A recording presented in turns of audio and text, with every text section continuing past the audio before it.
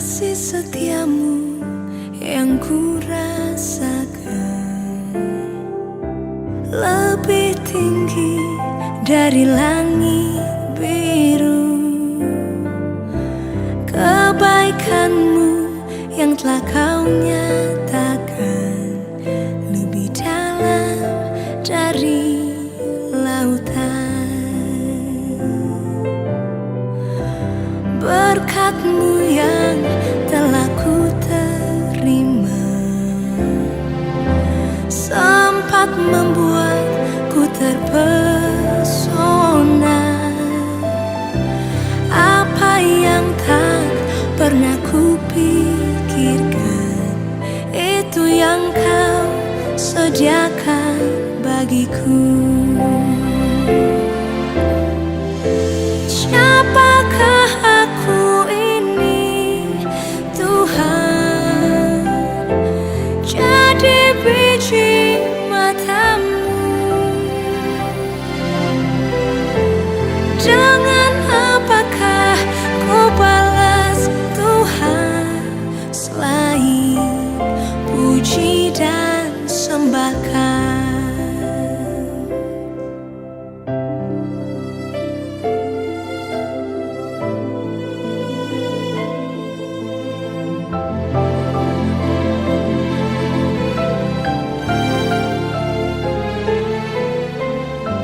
Berkat-Mu yang telah ku terima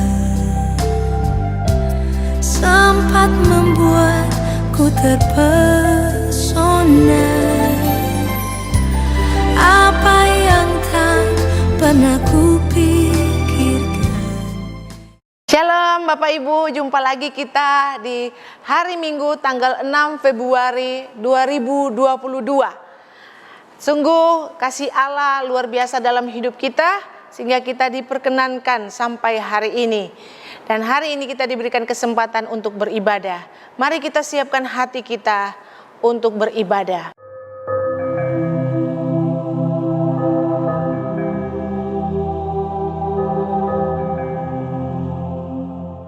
Amin. Tuhan kita Yesus Kristus layak untuk kita sembah. Dia layak untuk menerima pujian dan hormat dari umatnya. KPPK nomor 68, terpujilah nama Yesus.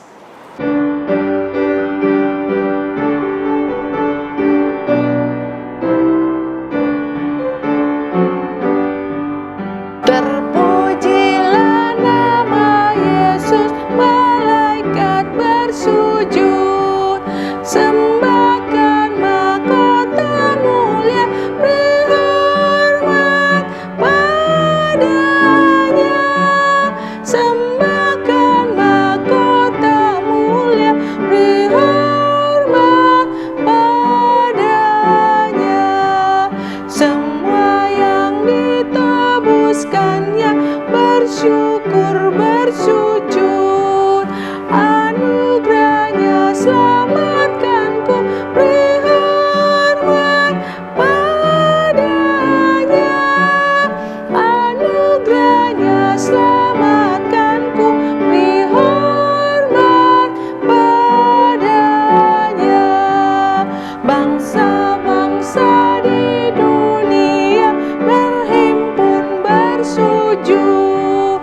Pandanglah hormat mulianya, beri hormat padanya. Pandanglah hormat mulianya, beri hormat padanya. Bersama umat di sorga bertelut bersujud. Bagi domba yang disembelih, beri hormat padanya. Bagi domba yang disembelih, beri hormat padanya. Fatum dan salam. Kebaktian kita berlangsung dalam nama Bapa, Anak, dan Roh Kudus. Amin.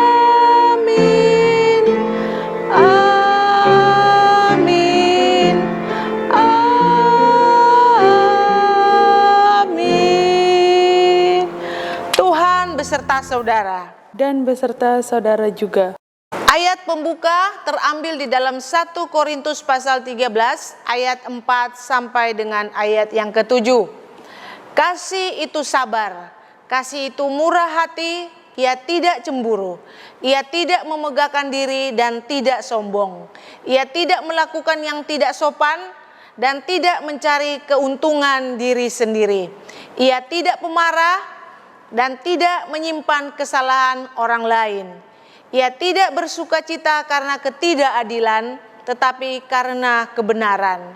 Ia menutupi segala sesuatu, percaya segala sesuatu, mengharapkan segala sesuatu, sabar menanggung segala sesuatu.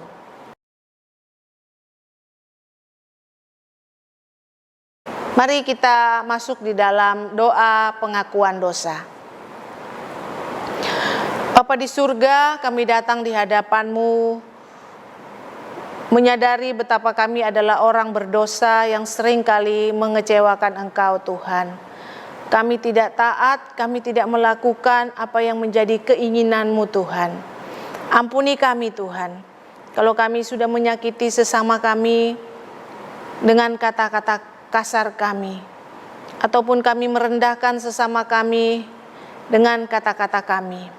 Tuhan, ampunilah kami lewat setiap perbuatan kami yang telah melukai hati Tuhan dan sesama kami.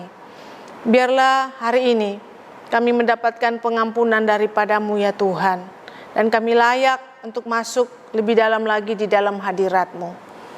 Ini doa permohonan kami, di dalam nama Tuhan Yesus Kristus kami berdoa. Amin. Berita anugerah terambil di dalam Efesus pasal 2 ayat 4 sampai ayat yang ke-5. Tetapi Allah yang kaya dengan rahmat, oleh karena kasih-Nya yang besar yang dilimpahkannya kepada kita, telah menghidupkan kita bersama-sama dengan Kristus. Sekalipun kita telah mati oleh kesalahan-kesalahan kita, oleh kasih karunia kamu diselamatkan. Demikian berita anugerah dari Allah. Syukur kepada Allah. Hari ini kita akan mendengarkan firman Tuhan yang akan disampaikan oleh Pendeta Gelen Marpaung dengan tema yang paling besar ialah kasih. Sebelum kita mendengarkan firman Tuhan, kita mengangkat pujian lagu Bapa yang Kekal.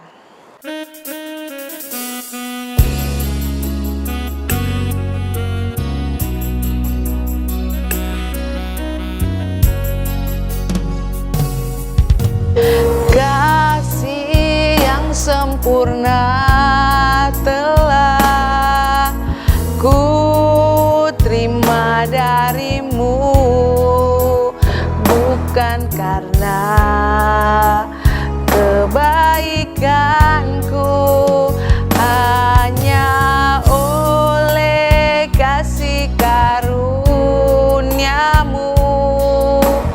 Kau pulihkan aku, layakkanku untuk dapat memanggilmu Bapa. Kau beri yang ku pinta saat ku mencari, ku mendapatkan. Ku ketuk pintumu dan Kau bukakan, sebab Kau Bapa-Ku, Bapa yang kekal. Takkan Kau biarkan aku melangkahnya sendirian. Kau selalu ada bagiku, sebab Kau Bapa-Ku, Bapa yang kekal. Kasih yang sempurna hanya bisa kita dapatkan dari kasih Allah, yaitu Tuhan kita Yesus Kristus. Kasih yang sempurna telah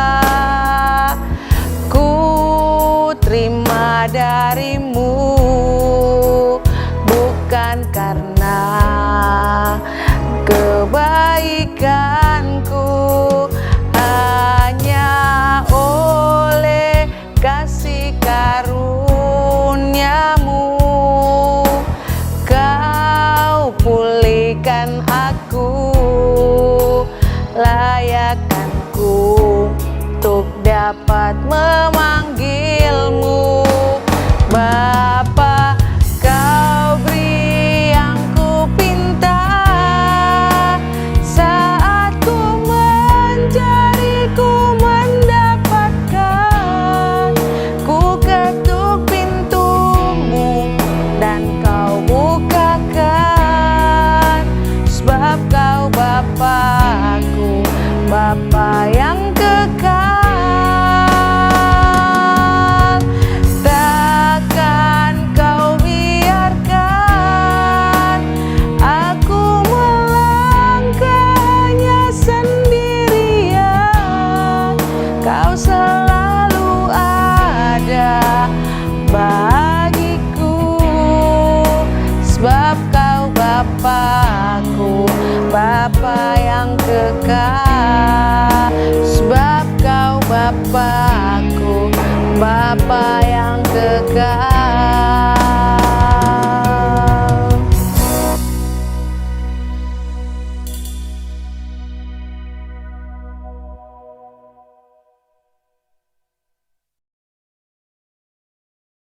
Shalom, selamat hari Minggu bagi kita semua. Senang sekali saya boleh datang ke tempat ini untuk melayani pemberitaan firman Tuhan. Terakhir kali saya ke tempat ini ketika saya masih menjadi mahasiswa praktek tahun 2004-2005 yang lalu. Pepatah mengatakan tak kenal maka tak sayang. Mungkin sebagian besar sudah melupakan saya karena saya tipe-tipe orang yang mudah dilupakan. Nama saya Gelen Marpaung, sekarang sudah berkeluarga dan memiliki 1 putra dan 1 putri. Sebelum kita masuk lebih jauh ke dalam pemberitaan firman Tuhan, mari kita bersatu di dalam doa. Kami bersyukur kepadamu ya Tuhan, di tengah-tengah pandemi yang masih melanda dengan dahsyatnya, kami umat Tuhan masih tetap diberikan kesempatan untuk beribadah kepada Tuhan dengan cara online.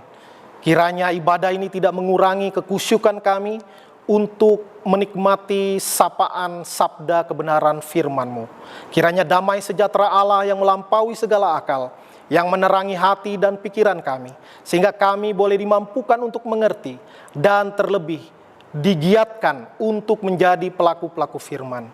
Pakai hamba-Mu di dalam keterbatasannya, untuk menyampaikan apa yang ingin Tuhan sampaikan kepada setiap kami, sehingga hidup kami semakin hari semakin diserupakan dengan Kristus Tuhan kami. Di dalam nama Tuhan Yesus Kristus, Guru Agung kami berdoa, kami bersyukur. Amin. Kita akan membaca satu bagian firman Tuhan yang terambil dari 1 Korintus pasal 13 ayat 1 sampai ayat 13. Adapun yang menjadi tema pemberitaan firman Tuhan pada hari Minggu ini adalah tentang kasih. Karena Februari biasanya orang merayakan Valentine, maka tema besarnya adalah kasih. Dan subtemanya adalah yang paling besar ialah kasih. Kita membaca dari 1 Korintus pasal 13 ayat 1 sampai ayat 13. Saya akan membacakan bagi kita semua di bawah perikop kasih. Sekalipun aku dapat berkata-kata dengan semua bahasa manusia dan bahasa malaikat, tetapi jika aku tidak mempunyai kasih, aku sama dengan gong yang berkumandang dan canang yang gemerincing. Sekalipun aku mempunyai karunia untuk bernubuat dan aku mengetahui segala rahasia dan memiliki seluruh pengetahuan, dan sekalipun aku memiliki iman yang sempurna untuk memindahkan gunung, tetapi jika aku tidak mempunyai kasih, aku sama sekali tidak berguna. Dan sekalipun aku membagi-bagikan segala sesuatu yang ada padaku, bahkan menyerahkan tubuhku untuk dibakar, tetapi jika aku tidak mempunyai kasih, sedikit pun tidak ada faedahnya bagiku. Kasih itu sabar, kasih itu murah hati, ia tidak cemburu, ia tidak memegahkan diri dan tidak sombong, ia tidak melakukan yang tidak sopan dan tidak mencari keuntungan diri sendiri, Ia tidak pemarah dan tidak menyimpan kesalahan orang lain. Ia tidak bersukacita karena ketidakadilan, tetapi ia bersukacita karena kebenaran. Ia menutupi segala sesuatu, percaya segala sesuatu, mengharapkan segala sesuatu, sabar menanggung segala sesuatu. Kasih tidak berkesudahan, nubuat akan berakhir, bahasa roh akan berhenti, pengetahuan akan lenyap, sebab pengetahuan kita tidak lengkap dan nubuat kita tidak sempurna.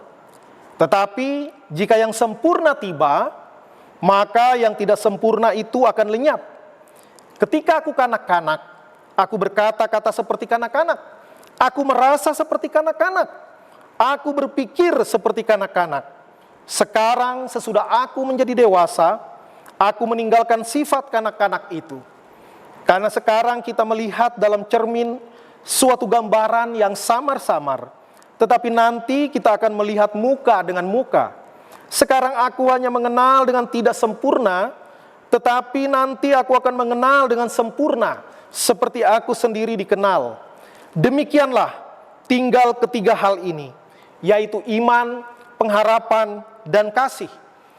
Dan yang paling besar diantaranya ialah kasih. Sedemikian jauh pembacaan firman Tuhan, berbahagialah kita yang membaca, merenungkan, dan melakukan firman Tuhan di dalam kehidupan kita hari lepas hari. Haleluya, haleluya, haleluya.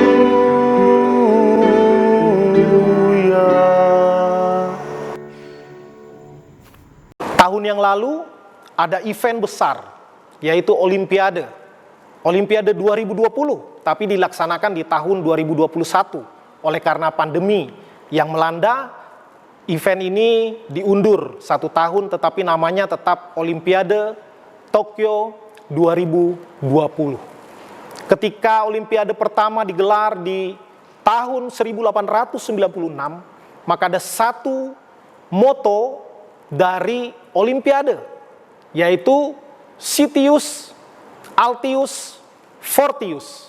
Citius artinya lebih cepat, city ya, set cepat ya. Lalu Altius, kita ingat ada altitude atau altimeter artinya tinggi, maka Altius artinya lebih tinggi.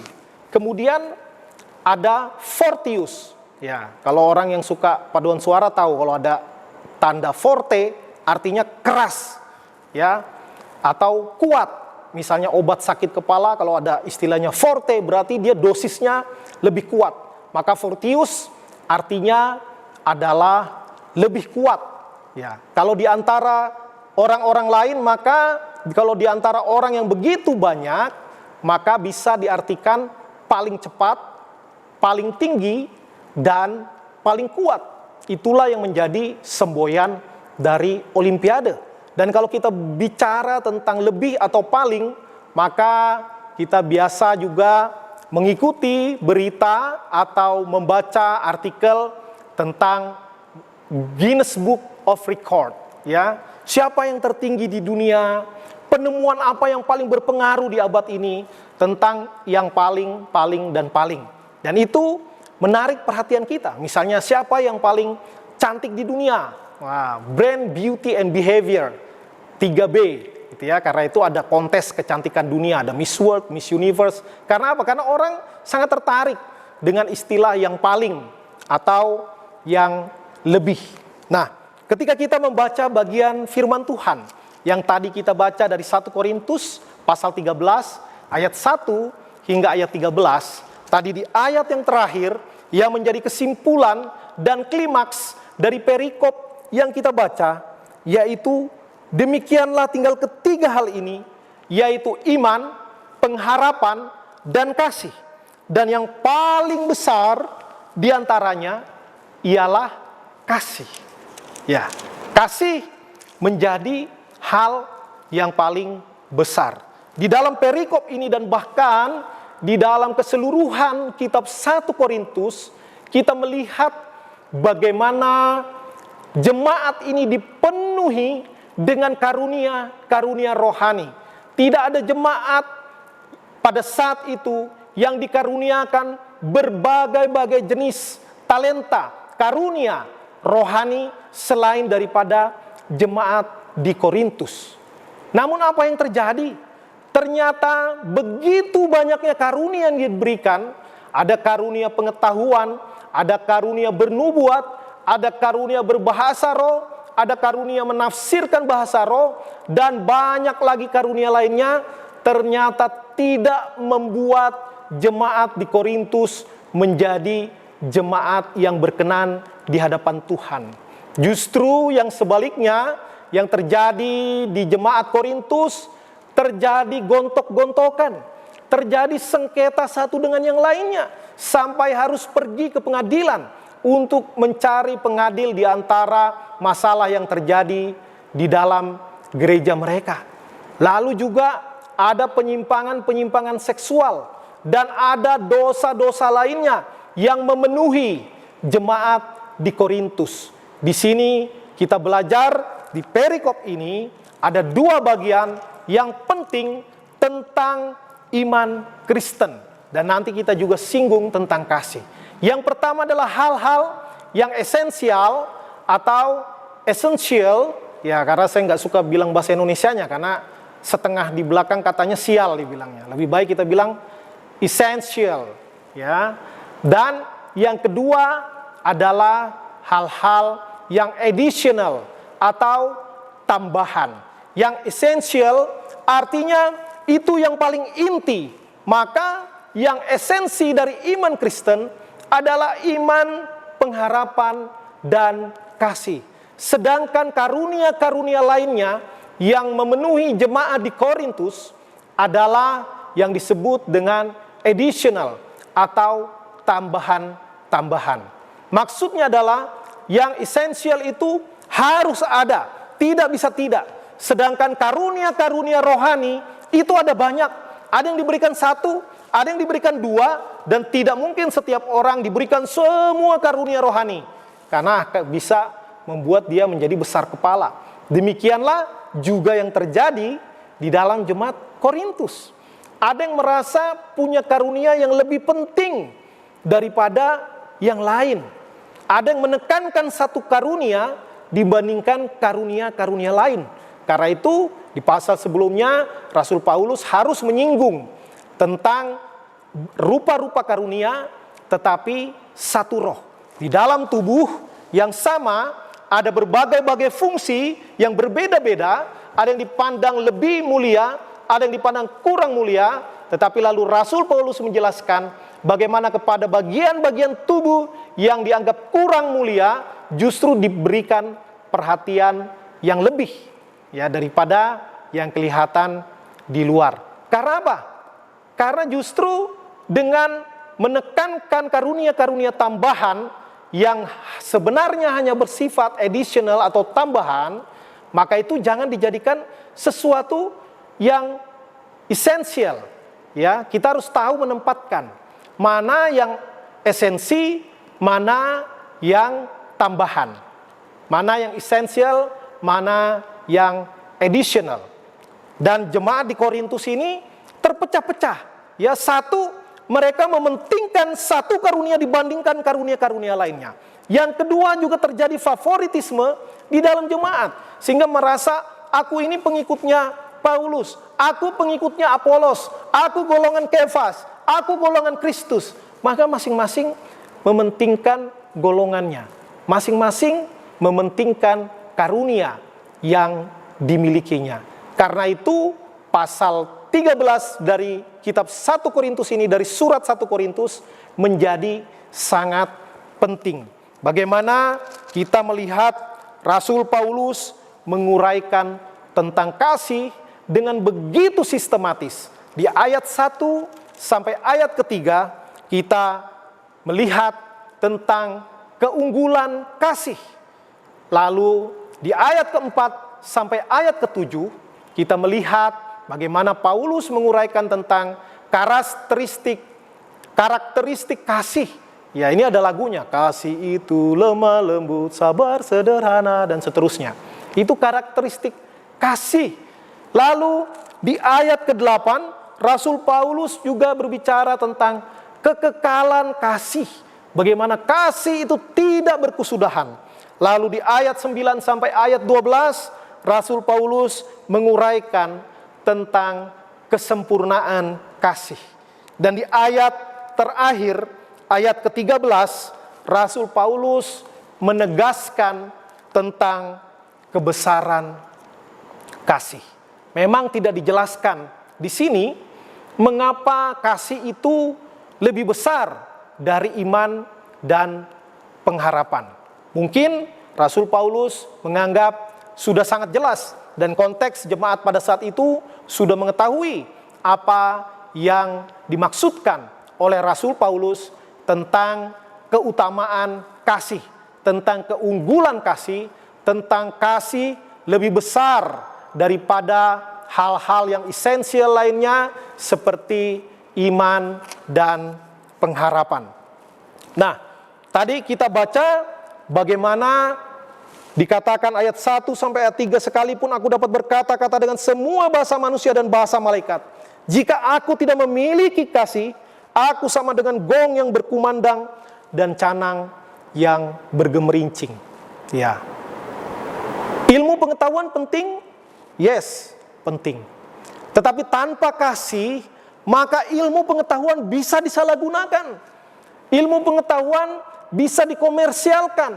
Jadi bukan lagi semata-mata untuk nilai-nilai yang membangun, tapi bagaimana menjadi industri yang akhirnya melayani keinginan manusia untuk meraih keuntungan yang sebanyak-banyaknya. Karena itu ilmu pengetahuan tanpa kasih juga tiada berguna. Kalau kita juga menguasai banyak bahasa, tapi kalau tidak mempunyai kasih, maka orang bisa terjebak di dalam kesombongan. Ya, karena itu ayat 1 sampai ayat 3 berbicara tentang keunggulan kasih. Demikian juga dengan karunia-karunia. Karunia bernubuat, karunia mengetahui segala rahasia, karunia memiliki seluruh pengetahuan, bahkan karunia iman yang mampu memindahkan gunung sekalipun. Kalau tanpa didasarkan atas motivasi kasih yang sejati, di dalam bahasa aslinya kasih di sini menggunakan kata he agape, artinya kasih yang sejati, kasih yang berasal dari Allah, maka semuanya itu sia-sia. Ya, lalu di ayat keempat sampai ayat ke-7, ayat ketiga dijabarkan tentang bagaimana ada orang yang bahkan menyerahkan tubuhnya untuk dibakar. Ada orang yang rela berkorban, bukan hanya harta, bahkan nyawanya pun dikorbankan. Tetapi jika bukan didasarkan, bukan dilandaskan atas kasih yang sejati, maka apa yang menjadi pengorbanannya adalah sia-sia. Karena itu penting mendasarkan segala sesuatu dengan landasan kasih sejati atau kasih agape. Apakah kasih agape itu? Kasih agape bukan berasal dari diri manusia. Kasih agape adalah kasih dari Allah Bapa di dalam diri Yesus Kristus. Karena itu di dalam kitab Roma dikatakan, siapakah yang dapat memisahkan kita dari kasih Allah di dalam Kristus Yesus, Tuhan kita? Tidak ada yang bisa memisahkan kita dari kasih Allah di dalam Kristus Yesus. Karena itu kasih agape ini sangat penting sekali, sangat esensi sekali di dalam kehidupan orang percaya. Jadi sekalipun kita memberikan nyawa, tapi kalau tidak dilandaskan oleh kebenaran, bahkan perbuatan baik, pengorbanan adalah kesia-siaan belaka. Di ayat 4 sampai ayat ke-7 kita melihat bagaimana Rasul Paulus menjabarkan tentang karakteristik kasih. Ada 15 hal yang menggambarkan spektrum karakteristik kasih. Dikatakan kasih itu sabar, kasih itu murah hati, ia tidak cemburu, ia tidak memegahkan diri, tidak sombong, tidak melakukan yang tidak sopan, tidak mencari keuntungan diri sendiri, tidak pemarah, tidak menyimpan kesalahan orang lain, tidak bersukacita karena ketidakadilan, bersukacita karena kebenaran, menutupi segala sesuatu, percaya segala sesuatu, mengharapkan segala sesuatu, sabar menanggung segala sesuatu. Misalkan orang bisa sabar, tapi bukan dilandaskan kasih. Kadang orang merasa sabar karena dia punya sifat penyabar, ya. Tetapi di dalam hatinya dia itu grumbling, mengeluh, bahkan mungkin dia mengumpat, memaki di dalam hati, ya. Tapi karena dia tidak punya kuasa untuk melawan, maka dia sabar, tapi tidak didasarkan atas kasih. Orang murah hati juga bisa tidak didasarkan oleh kasih. Banyak orang memberi supaya dilihat orang lain. Banyak orang memberi sedikit tetapi diiklankannya besar-besar, ya, diliput besar-besaran. Bahkan memberinya sekali diliputnya bertahun-tahun. Sehingga tujuan daripada memberi adalah untuk menaikkan citra diri, bukan lagi didasarkan semata-mata karena kasih kepada orang lain, ya. Jadi ada banyak hal di dalam hidup kita, di dalam karakteristik ini, orang bukan berdasarkan kasih, ya. Karena banyak orang mencari juga keuntungan diri sendiri, ya. Ada orang berbuat baik juga karena ngincar keuntungan tersendiri, seperti Yudas Iskariot, ya, di dalam tugasnya sebagai bendahara dari tim pemuritan dari murid-murid Yesus, Yudas menjadi bendahara yang suka mengambil uang kas, mencari keuntungan diri sendiri. Ini udah jelas bukan kasih, ya. Kemudian ia tidak bersukacita karena ketidakadilan. Ada orang yang bersukacita kalau orang lain susah, ya. Sebaliknya, dia akan menjadi susah kalau orang lain bersukacita, ya. Orang biasa bilang SMS, senang melihat yang susah, susah melihat yang senang, ya. Jadi orang yang memiliki kasih yang sejati, dia tidak akan bersukacita karena ketidakadilan. Dia akan bersukacita karena kebenaran. Walaupun kebenaran itu tidak diterima oleh banyak orang, tetapi kebenaran adalah kebenaran yang harus diperjuangkan, ya. Jadi segala sesuatu karakteristik yang tadi sudah dijelaskan mengenai kasih, semuanya itu poin demi poin itu harus dilandaskan atas dasar kasih. Nah, itu hal-hal yang additional, yang tambahan. Di ayat ke-8 dikatakan kasih tidak berkesudahan. Yang lain-lain itu akan berakhir. Kita bicara tentang nubuat, nubuat itu berbicara tentang hal-hal yang akan terjadi di masa yang akan datang.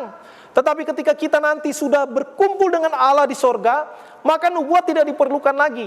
Karena kita sudah bertemu muka dengan muka bersama dengan Allah. Ya, walaupun apakah Tuhan punya muka? Itu nanti pembelajaran yang lain lagi. Karena Allah adalah roh.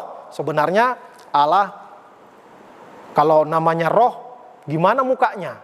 Ya, tidak ada mukanya, itu hanya istilah untuk menggambarkan kita akan bertemu langsung dengan Allah. Itu penggambaran antropomorfisme, ya. Allah seolah-olah seperti manusia.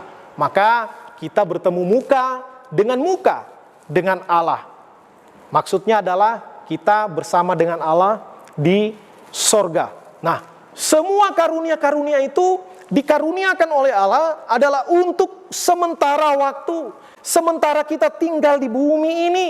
Nanti ketika di sorga, semuanya itu lagi tidak diperlukan. Hal-hal tambahan itu, karunia-karunia rohani itu tidak lagi diperlukan. Ya, maka yang tinggal nanti di sorga adalah hal-hal yang esensial, ya, bukan yang additional. Lalu di ayat 9 sampai 12 berbicara tentang kebesaran kasih, ya. Dikatakan bahwa pengetahuan tidak lengkap, nubuat tidak sempurna, tetapi nanti yang sempurna tiba, maka yang tidak sempurna akan lenyap. ini menggambarkan tentang perkembangan daripada karunia-karunia yang diberikan oleh Tuhan. Ya, jadi utamakan yang esensial. Jadi jangan ribut karena hal-hal yang additional, karena hanya hal-hal yang tambahan, karena karunia-karunia rohani. Maka ketika kita mendapatkan karunia tertentu, kita mensyukuri dan jangan nyukurin orang lain. Syukur lu, syukurin. Ya, kamu nggak diberikan kesempatan pelayanan karena misalnya suara saya lebih bagus, maka saya layak untuk melayani Tuhan, menjadi pemimpin pujian. Misalnya, kamu sih tidak bagus, tidak punya karunia bermain musik, makanya kamu nggak bisa main musik di gereja. Kalau saya tuh punya karunia main musik, makanya saya dipakai pelayanan kepada Tuhan.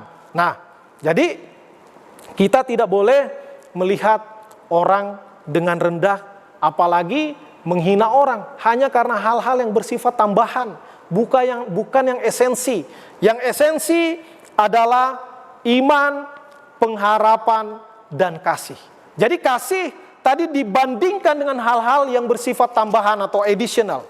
Nah, di ayat 13, kasih dibandingkan dengan hal-hal yang sama-sama esensial, yang tidak bisa tidak mutlak harus ada di dalam iman Kristen. Iman adalah hal yang mutlak. Tidak masalah kalau kita tidak diberikan karunia bernubuat, tidak diberikan karunia berbahasa roh, tidak diberikan karunia untuk menyembuhkan, berdoa untuk orang lain, karunia untuk menghibur, tidak masalah. Yang penting yang harus kita punya dan tidak bisa tidak adalah iman. Ya, kalau kita tidak beriman kepada Tuhan, maka segala karunia itu sia-sia. Ya, iman itu penting. Karena itu ada pasal tersendiri yang membahas tentang iman. Dan ketiga hal ini saling berkaitan. Baik itu iman, pengharapan, maupun kasih. Apalagi iman dengan pengharapan itu adalah seperti dua sisi yang tidak bisa dipisah-pisahkan. Ya, karena itu Ibrani pasal 11 ayat 1 mengatakan iman adalah dasar dari segala sesuatu yang diharapkan. Jadi iman dengan harapan, iman dan pengharapan itu berkaitan dengan sangat erat. Ya, iman dibutuhkan ketika kita menerima Yesus sebagai Tuhan dan Juru Selamat kita. Kita menerimanya dengan iman. Iman itu juga dikaruniakan oleh Tuhan di dalam hati kita, di dalam diri kita, sehingga kita dimampukan untuk beriman kepada Tuhan. Jadi iman itu juga bukan hasil usaha kita. Ya, keselamatan bukan hasil usaha kita, iman juga bukan hasil kebajikan kesalehan kita. Tetapi iman itu diberikan oleh Tuhan, dikaruniakan di dalam diri kita. Ya, kemudian pengharapan. Pengharapan juga adalah mengharapkan segala sesuatu yang akan diberikan, yang akan terjadi di hadapan, di kemudian hari. Ya. Karena itu iman dan pengharapan sangat dibutuhkan oleh orang percaya selama mereka hidup di dunia ini.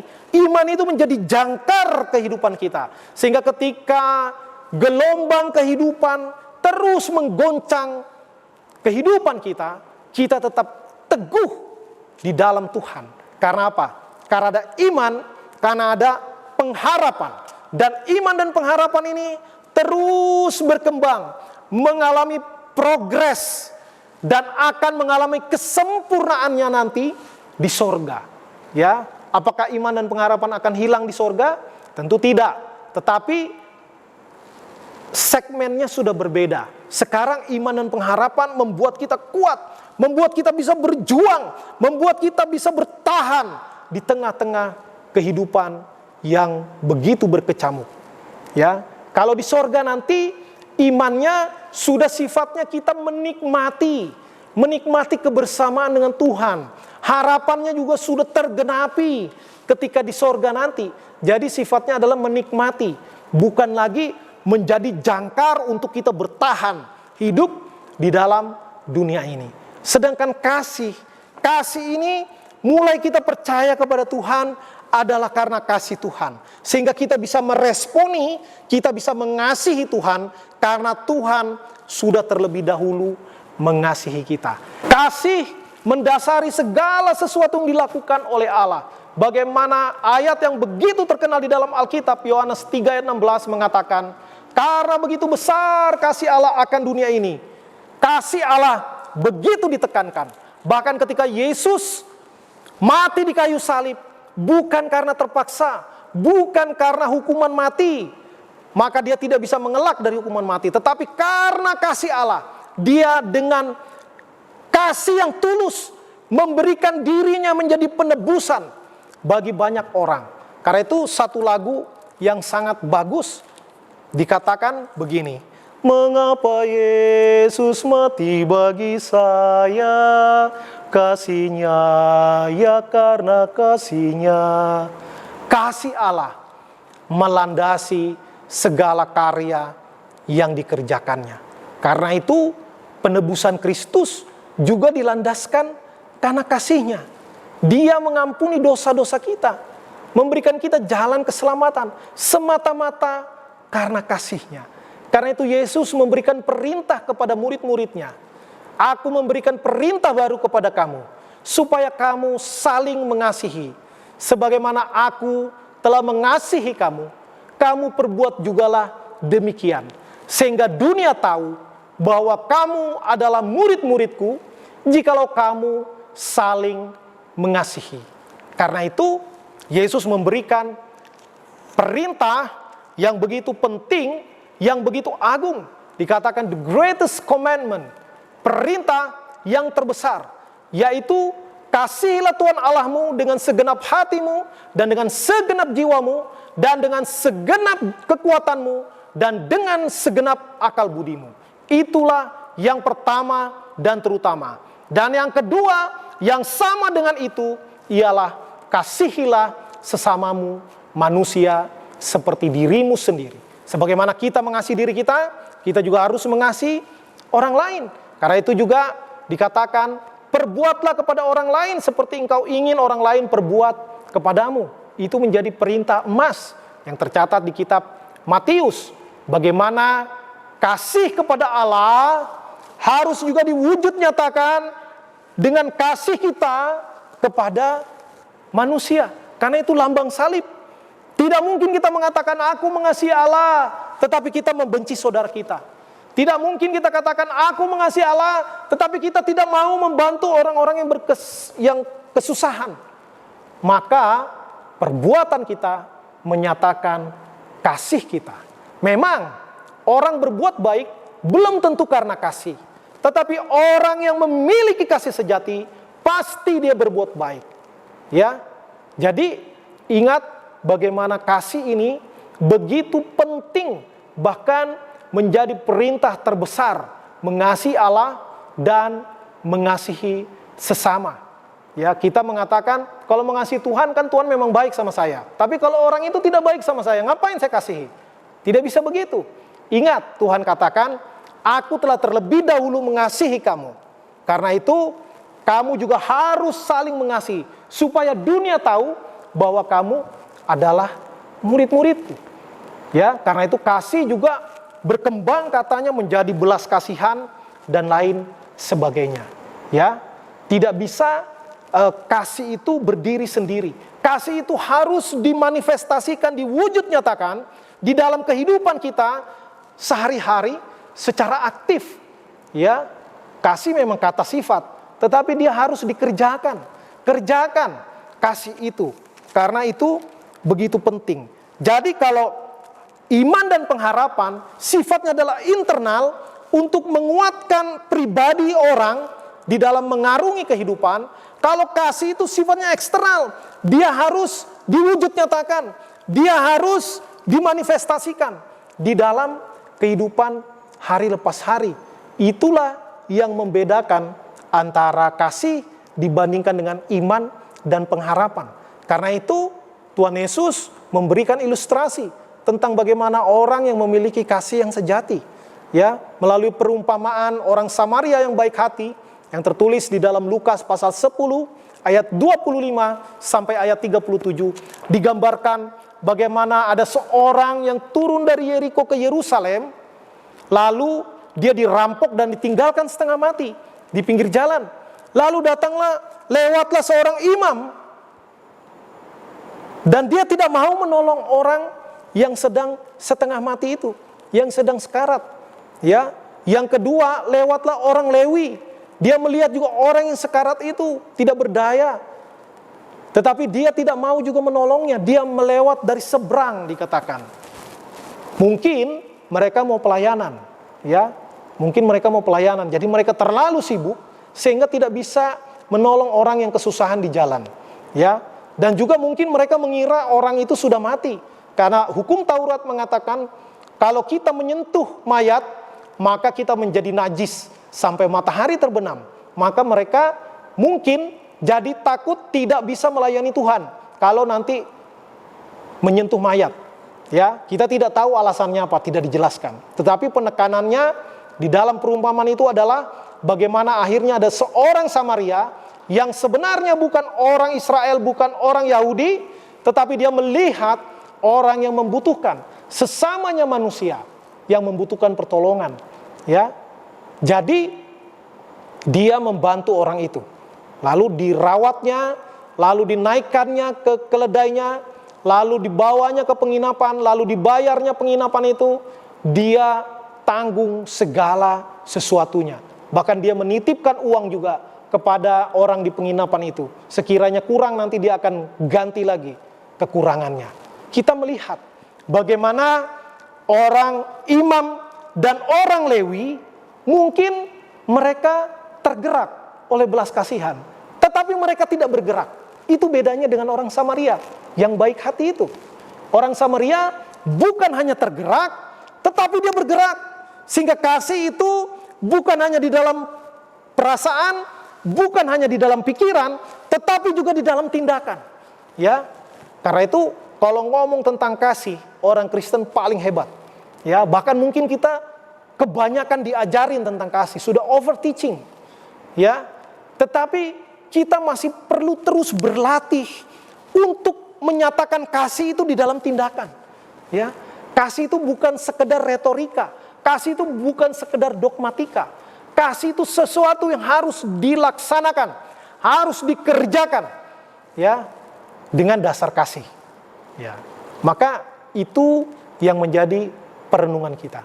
Sekarang di masa pandemi, di masa sulit, ada banyak orang yang terganggu kesehatannya, ada banyak orang yang terganggu ekonominya, mata pencahariannya, bisnisnya, pekerjaannya, studinya. Kita masuk dalam dunia yang tidak pasti. Ya, dikatakan dunia yang tidak normal, dikatakan jadi new normal. Jadi normal yang baru, yang sebenarnya tidak normal dulunya. Nah, ketika kita mendengarkan firman Tuhan tentang kasih, apa yang menjadi komitmen kita? Maukah kita bukan hanya menjadi pengajar-pengajar kasih, bukan hanya mengerti konsep tentang kasih Allah yang adalah kasih secara komprehensif? Tidak cukup. Kita harus menjadi pelaku kasih. Mari kita membantu orang-orang yang berkekurangan. Mari kita mengampuni orang yang bersalah kepada kita. Kalau ada kepahitan, ada dendam di dalam hati kita, mari oleh karena kasih, mari kita ampuni yang bersalah kepada kita. Ya, mari kita perbaiki relasi kita dengan pasangan kita, dengan anak-anak kita, dengan orang tua kita. Di bulan yang penuh kasih ini, ya, kita periksa diri kita masing-masing. Dan mari kita mengaku di hadapan Tuhan kekurangan kita tentang pengaplikasian kasih di dalam hidup kita. Dan mari kita mengambil komitmen bersama untuk mewujud nyatakan kasih di dalam kehidupan kita hari lepas hari.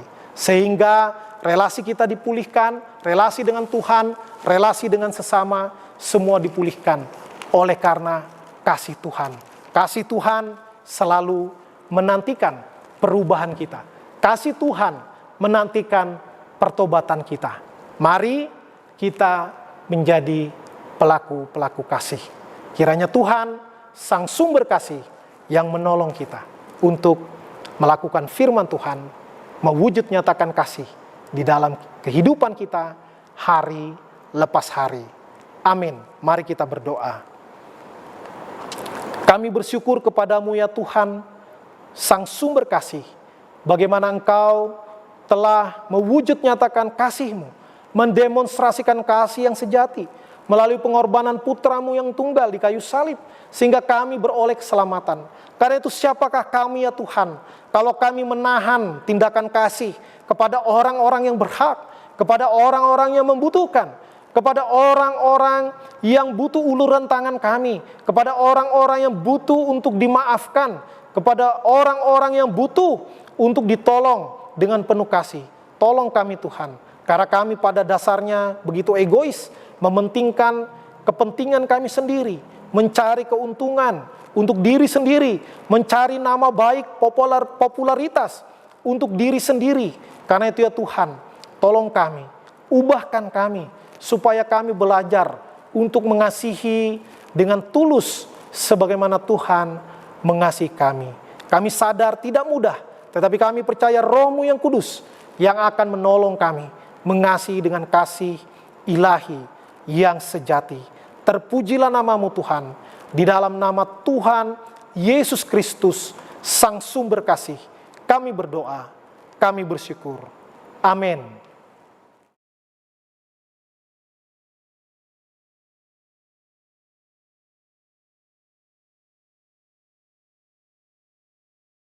Kita akan masuk di dalam pengakuan iman rasuli.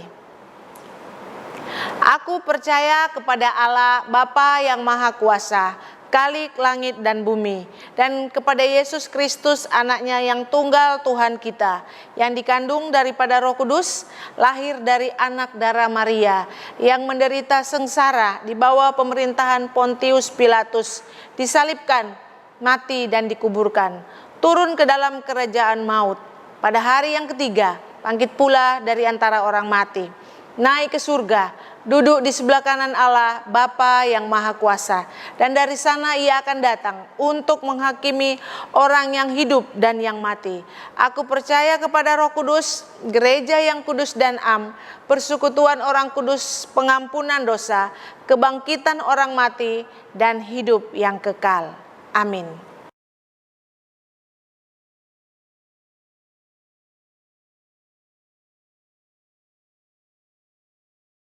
Kita akan masuk di dalam doa syafaat. Mari kita berdoa. Bapa di surga, kami datang di hadapan-Mu. Kami mau berdoa Tuhan untuk bangsa dan negara kami. Biarlah Engkau tetap memberkati bangsa kami, lindungi bangsa kami dari segala ancaman, mara bahaya dari dalam maupun dari luar. Kami mau berserah kepada Engkau, Allah kami yang hidup. Biarlah Engkau kota benteng kami, Engkau perlindungan kami, Engkau yang akan menjaga dan melindungi bangsa kami. Engkau juga yang memberkati Bapak Presiden kami bersama Wakil Presiden. Engkau memberkati mereka di dalam tugas dan tanggung jawab mereka. Para menteri yang bekerja juga Engkau juga memberkati mereka, supaya mereka boleh bekerja dengan penuh tanggung jawab dan benar-benar menjalankan tugas mereka dengan baik. Tuhan, kami juga mau berdoa untuk jemaat yang sakit. Biarlah Engkau juga yang menyembuhkan, memberikan anugerah-Mu, kemurahan-Mu untuk jemaat-Mu. Mereka sedang terbaring lemah karena sakit penyakit. Biarlah kekuatan daripada Tuhan menopang mereka, menolong mereka, supaya mereka tetap bersandar pada lengan yang kekal, bersandar pada kekuatan Allah yang kekal. Tuhan, kami bawa jemaat-Mu yang sakit ke dalam tangan Tuhan. Engkau yang menjamah, menyembuhkan mereka. Kami juga berdoa Tuhan untuk jemaat yang berulang tahun pada minggu ini. Ria Tuhan, berkati dia di masa pemudanya. Engkau memberkati dia di masa mudanya, supaya dia boleh menjadi pemudi yang takut akan Tuhan. Tuhan tetap menyertai, memberkati dia di masa mudanya. Tuhan, kami juga serahkan setiap pergumulan kami, jemaat, ke dalam tangan Tuhan. Yang punya kesulitan ekonomi, yang di dalam persoalan-persoalan, biarlah Tuhan, Engkau adalah Allah kami yang Maha Kuasa. Kami mau sandarkan setiap persoalan kami ke dalam tangan-Mu Tuhan. Engkau yang memberkati, Engkau yang menguatkan kami, supaya kami tetap bersandar kepada Engkau ya Tuhan. Bapa, kami mau serahkan Tuhan untuk hamba-Mu yang melayani hari ini. Engkau memberkati Tuhan, Bapak Pendeta Gelen Marpaung. Berkati hamba-Mu di dalam tugasnya di Jakarta bersama istri dan anak-anak yang masih di Kalimantan. Berkati Tuhan, setiap pelayanan mereka akan semakin luar biasa Tuhan memakai mereka. Tuhan, ini doa yang kami bawa kepadamu, Allah kami, Juru Selamat kami. Di dalam nama-Mu kami berdoa. Amin. Saatnya kita akan memberikan persembahan. Sebelum itu kita membaca nats persembahan terambil di dalam 1 Tawari 29 ayat yang ke-17. Aku tahu ya Allahku bahwa Engkau adalah penguji hati dan berkenan kepada keikhlasan. Maka aku pun mempersembahkan semuanya itu dengan sukarela dan tulus ikhlas. Dan sekarang umat-Mu yang hadir di sini telah kulihat memberikan persembahan sukarela kepadamu dengan sukacita. Bapak Ibu boleh memberikan persembahan lewat transfer ke rekening BCA Terang Hidup atau lewat scan barcode yang ada di layar Bapak Ibu. Tuhan Yesus memberkati persembahan kita. Saatnya kita akan mengakhiri ibadah kita pada hari ini. Berkat dan pengutusan akan dipimpin oleh Pendeta Gelen Marpaung. Sebelum itu kita mengangkat pujian KPPK nomor 221, Sandar pada Lengan yang Kekal. Kita aman di dalam bahaya karena kita bersandar kepada Allah kita yang kekal.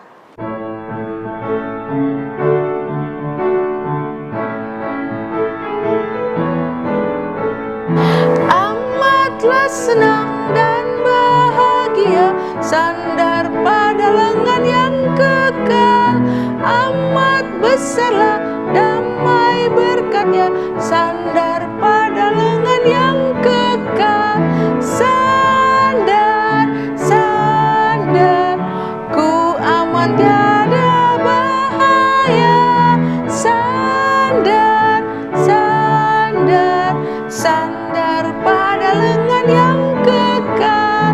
Sungguhlah indah jalan musafir, sandar pada lengan yang kekal.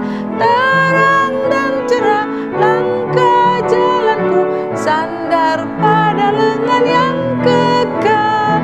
Sandar, sandar, ku aman tiada bahaya.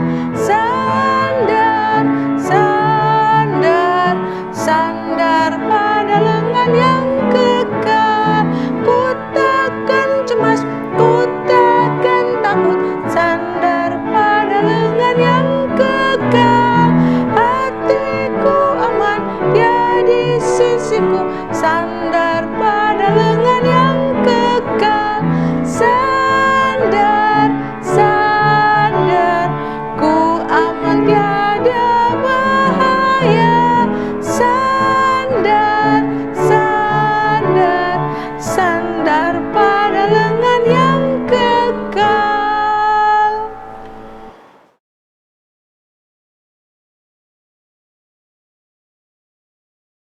Usai sudah ibadah kita akan kembali kepada kehidupan keseharian kita.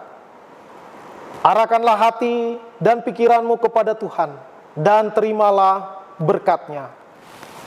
Tuhan memberkati engkau dan melindungi engkau.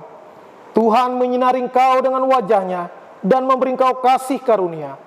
Tuhan menghadapkan wajah-Nya kepadamu dan memberi engkau damai sejahtera. Turunlah atas kita semua kasih dari Allah Bapa, pertolongan dari Tuhan kita Yesus Kristus, penghiburan, pertolongan, penyertaan, pimpinan dari Roh Kudus bagi kita senantiasa, kini dan sampai sepanjang segala masa. Amin. Haleluya.